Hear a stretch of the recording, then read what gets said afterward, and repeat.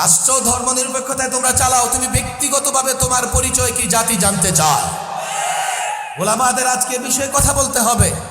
এমন এক শিক্ষামন্ত্রী আমরা পেয়েছি, সে যদি থাকে খুব বেশি সময় লাগবে না, এদেশের শিক্ষা ব্যবস্থায় পৌত্তলিকতার নাস্তিকতায় ভরে যাবে। পরিষ্কারভাবে এই বিষয়ে ওলামাদের কথা বলতে হবে। আমি মনে করি এটা আজকে একটা শিক্ষা সেমিনার। এই সেমিনারকে ফলপ্রসূ করবার জন্য, সফল করবার জন্য কমপক্ষে আমাদের তিনটি কাজ করা দরকার। এক হচ্ছে নিজেদেরকে আগে জানার চেষ্টা করা যে এই শিক্ষা ব্যবস্থায় কি বিষ লুকিয়ে আছে।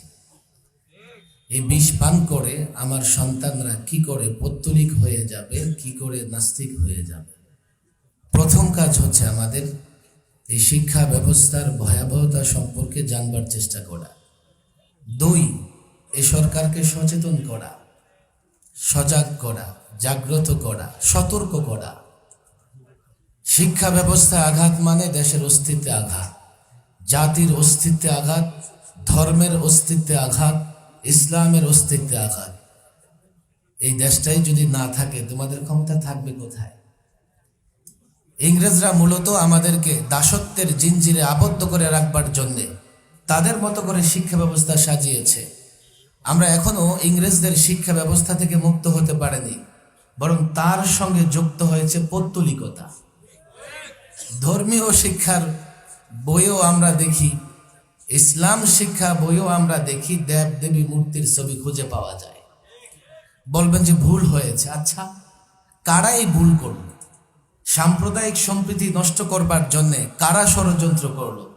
এখনো আমরা দেখি নাই তাদের খুঁজে বের করে শাস্তির মুখোমুখি করবে। করে না, ইচ্ছাকৃত করা হয়েছে। ইচ্ছাকৃতভাবে ইসলাম শিক্ষা বইয়ে দেবদেবীদের মূর্তি আনা হয়েছে। তিন, জাতিকে সচেতন করা, জাতিকে বোঝানো। তিনটা কাজ আমাদের অবশ্যই করতে হবে। আমি মনে করি শিক্ষা এই সেমিনারকে ফলপ্রসূ করতে হলে হেফাজতের নেতা কর্মী দায়িত্বশীল উপস্থিতিকে এই তিনটা বিষয় চূড়ান্ত করতে হবে। বড় একটা কঠিন সময় অতিক্রম করছি আমরা। তারা পৌত্তলিকতা প্রদর্শন করবে, পৌত্তলিকতাকে জায়গা করে দেবে, আবার ভয় দেখাবে আমাদের। ও কাইফা আখাফু মা আশরাকতুম ওয়ালা তাখাফুন, কাইফা আখাফু মা আশরাকতুম।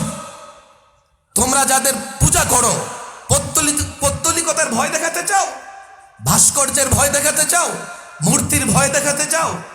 যারা ভাস্কর্য পূজা করে, মূর্তি পূজা করে, পৌত্তলিকতায় বিশ্বাসী, তাদের ভয় দেখাতে চাও।